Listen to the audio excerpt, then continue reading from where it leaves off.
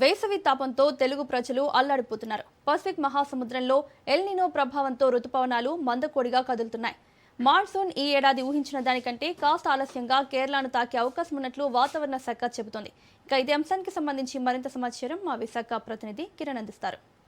Pacific మహాసముద్రంలో కొనసాగుతున్నటువంటి El Nino ప్రభావంతో దేశవ్యాప్తంగా వాతావరణంలో సమూల మార్పులు కనిపిస్తాయి. ప్రధానంగా మనం చూసుకున్నట్లయితే ఈ ఏడాది మాన్సూన్ ముందస్తుగానే కేరళను తాకుతుందని చెప్పినటువంటి ఐఎండి అంచనాలు తారుమారైన పరిస్థితి కనిపిస్తుంది. ప్రధానంగా జూన్ ఫస్ట్ వీక్ కల్లా నైరుతి ఋతుపవనాలు కేరళను టచ్ చేసి అనంతరం ఆంధ్రప్రదేశ్ తెలంగాణలో విస్తరిస్తాయని చెప్పి ఊహించినప్పటికి కూడాను మరింత ఆలస్యంగా ఋతుపవనాలు ఆంధ్రప్రదేశ్ను తాకే అవకాశాలు అయితే స్పష్టంగా కనిపిస్తున్నాయి. దీని ప్రభావంతో June, July, August, September, October వరకు కూడా దాదాపుగా ఎండలు కొనసాగే పరిస్థితి కనిపిస్తుందని చెప్పి ముఖ్యంగా మనం చూసుకున్నట్టయితే జూన్ నెలలో కూడా ఉష్ణోగ్రత ప్రభావం చాలా ఎక్కువగా ఉంటుంది. మరోవైపు వడగాల్పులు కూడా చాలా ఎక్కువగా ఉంటాయని చెప్పి వాతావరణ శాఖ ఒక అంచనా అయితే వేస్తుంది. ఈ ఏడాది వర్షాభావ పరిస్థితుల వల్ల కొంత ఇబ్బంది అయితే ఉంటుందని చెప్పి వాతావరణ శాఖ ప్రధానంగా చెప్తున్న పరిస్థితి. ఎల్ నినో ఎఫెక్ట్ వల్లే ఈరోజు వర్షాభావ పరిస్థితులు ఉన్నాయని చెప్పి విశాఖపట్నం తుఫాన్ హెచ్చరికల కేంద్రం స్పష్టం చేస్తుంది. ఇక జూన్ ఫస్ట్ వీక్ తర్వాత కానీ ఇక్కడ ఏదైతే కేరళను నైరుతి ఋతుపవనాలు తాకే అవకాశం ఉంటుంది. క్రమేణా ఆంధ్రప్రదేశ్తో పాటు తెలంగాణలో కూడా విస్తరిస్తాయి ఋతుపవనాలు అని చెప్పి ఒక అంచనా అయితే వస్తుంది.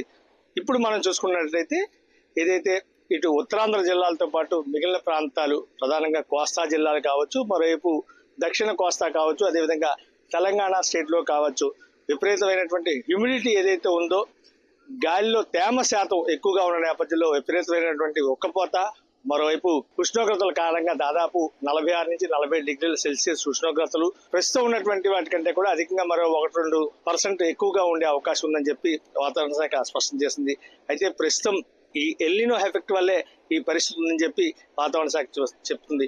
ఒకసారిగా మనం చూసుకోవచ్చు. ఈ రోజు వాతావరణ పరిస్థితి చూసుకున్నట్లయితే విశాఖపట్నంలో ఒకసారిగా కాస్తంత మబ్బులు ఉన్నటువంటి పరిస్థితి నెలకొంది. ఏదైతే మాన్సూన్ ఆన్సెట్ అవుతున్న నేపథ్యంలో ప్రీ థండర్ మాన్సూన్ అంటారు. ముందుగానే వాతావరణంలో అనుకూల పరిస్థితులు మాన్సూన్ కి కొంచెం అనుకూలంగా ఉండే పరిస్థితులు కనిపిస్తూ ఉంటాయని చెప్పి ఈ ప్రీ థండర్ షవర్స్ వల్ల కొంతవరకు అక్కడక్కడ మేఘాలు కమ్ముకొని ఉండడం, మరోవైపు ఉరుములుతో కూడినటువంటి జల్లులు పడే అవకాశం ఉంటుందని చెప్పి వాతావరణ శాఖ అంచనా వేస్తుంది.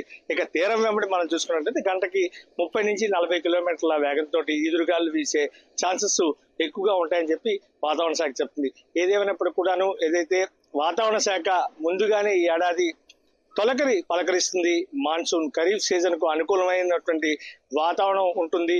మే మంత్ ఎండింగ్ లో ఖచ్చితంగా మాన్సూన్ కేరళను తాకడంతో పాటు ఇటు ఆంధ్రప్రదేశ్ తెలంగాణలో విస్తరిస్తుందని చెప్పినప్పటికీ కూడాను ఈ పసిఫిక్ మహాసముద్రంలో ఏర్పడినటువంటి ఎల్ నినో ప్రభావంతో ఈ ఏడాది కూడా ఖచ్చితంగా మాన్సూన్ కాస్తంత ఆలస్యం అయ్యే అవకాశం ఉంటుందని చెప్పి ఇక వాతావరణంలో ఉన్నటువంటి ఈ మార్పులకు ప్రధాన కారణం ఎల్ నినో అని చెప్పి వాతావరణ శాఖ చెప్తున్న పరిస్థితి. కెమెరామెన్ షాదిక్ తో కిరణ్ కుమార్, రాజ్ న్యూస్, వైజాగ్.